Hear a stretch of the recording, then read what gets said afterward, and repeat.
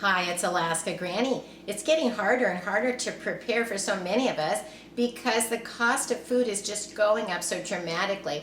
Plus, many of the items that we might want in the store are in shorter supply. For example, dog food. Today I bought an extra bag of dog food for my little dog Teddy.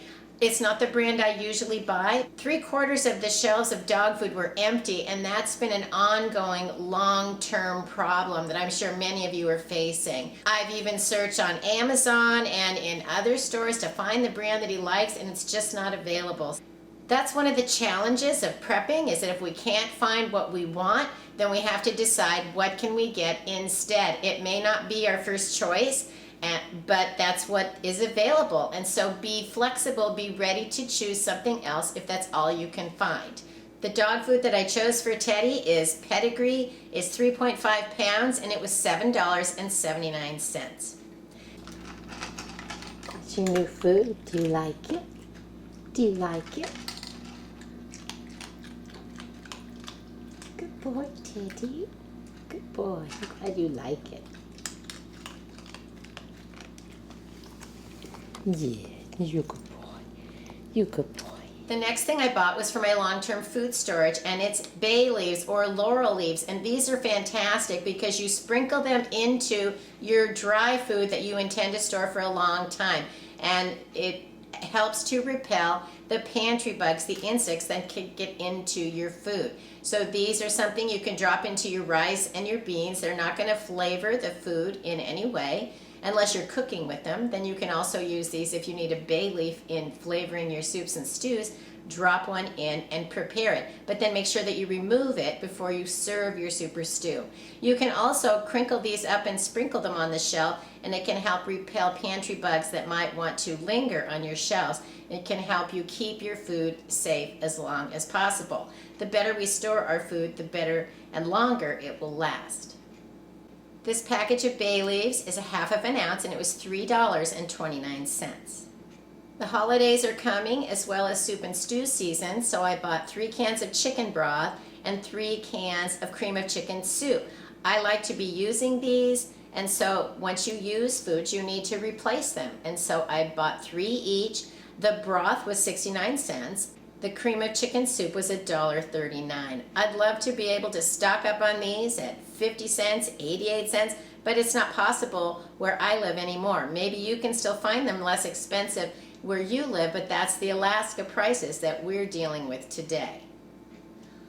Luckily, these have a best buy date of June 2024, so they're going to last a long time in my prepper pantry, and it's nice when you can find foods that have a longer shelf life than some of the other foods that have been available lately.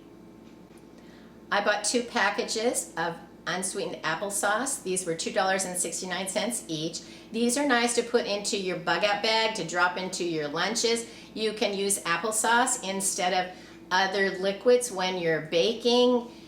There's a whole lot of reasons you might want to use applesauce. I enjoy making a serving of oatmeal and then I stir in 1 of the little cups of applesauce, and I think that's very tasty and filling. Tortillas are a nice option to have if you can't get the bread you want. Tortillas can last a long time on the shelf in the refrigerator. You can also freeze these and they store for quite a long time. This package of 10 though was $4.29. The price of tortillas seems to be going through the roof, but a loaf of bread is $5 and $6. Tortillas give you an option. You can serve them with your refried beans. You can slice them up and stir them into Mexican type casseroles. There are a lot of things that you can sprinkle and serve with a tortilla, wrap it up, and it gives you something as a bread option to have in your prepper pantry. Are they going to last long term forever? No, but they're going to last for a long time in your freezer or even in your refrigerator. I bought a 3-pound package of ground beef. It was reduced about $7 to $10.47 for 3 pounds. I'm going to cut this up into 1-pound packages, put it in a Ziploc bag, or use a food saver and put it away in the freezer so that I have a package of ground beef to use when I want. One of the things I do sometimes when I buy the whole big package of ground beef is I brown it all in the crock pot, and then I portion it up into already prepared cooked servings that can go in the freezer as well. If you're interested in that, I'll put a link to a video I made about how to cook ground beef in your crock pot, so then it's ready, it's faster, easier if you need some quick grab and go meals. These are the 12 things that I bought to add to my prepper pantry. It was $37.46 for these 12 items. So it's getting harder and harder to have variety, to have long-lasting foods, to have nutritional foods and variety for ourselves and our pets. So you need to make sure that you're prepping not only for yourself, for the special needs, diets of your family, for anybody who has particular likes and dislikes, and don't forget to include the small children and the pets that you have that live in your world. They need to be taken care of too.